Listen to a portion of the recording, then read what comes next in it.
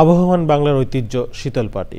একসময় দেশজুড়ে কদর ও সুনাম ছিল এই শিল্পের। তবে কালের বিবর্তনে প্লাস্টিকের আগ্রাসনে হারিয়ে যাচ্ছে শীতলপাটি। সংশ্লিষ্টদের আশঙ্কা, প্রণোদনা না পেলে বিলুপ্ত হয়ে যাবে এই পেশা। ঐতিহ্যবাহী শিল্পকে টিকিয়ে রাখতে প্রশিক্ষণ সহ সহজ শর্তে ক্ষুদ্র ঋণের আশ্বাস দিয়েছে ক্ষুদ্র কুটির শিল্প কর্পোরেশন। সংবাদদাতা তথ্য ভিডিওচিত্রে আফরোজা হাসির রিপোর্ট। ফেনীর সোনাগাজীর আমিরাবাদ ইউনিয়নের পশ্চিম আহমদপুর গ্রামের সাহেলা বেগম। দিনমজুর স্বামীর স্বল্প আয়ে যখন ঊর্ধ্বগতির বাজারে টিকে থাকা দেয়, তখন সংসারের হাল ধরতে যুক্ত হন শীতলপাটি শিল্পে। আগে চাহিদা একটু আসলে, এখন চাহিদা কমে গেছে, অনুযায়ীভাবে আমরা দাম হাই না। তার মতো শত শত নারী জড়িত শীতলপাটি তৈরির সঙ্গে।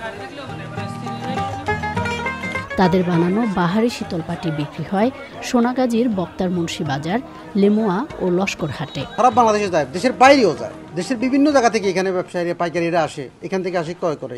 তবে সময়ের পরিবর্তন ও আধুনিকতার ছোঁয়ায় জৌলুস হারিয়েছে শীতলপাটি।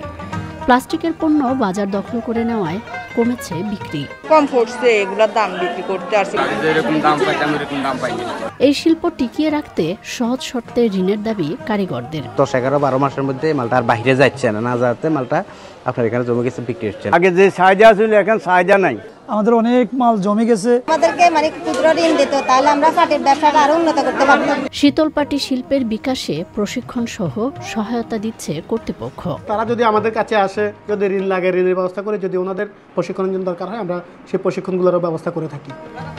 আবহমান বাংলার ইতিহাস ঐতিহ্যের সাথে জড়িত শীতলপাটি ধরে রাখতে সরকারি পৃষ্ঠপোষকতার দাবি সংশ্লিষ্টদের। আফরোজা হাসি, প্রকৃতি ও জীবন ডেস্ক, চ্যানেল আই।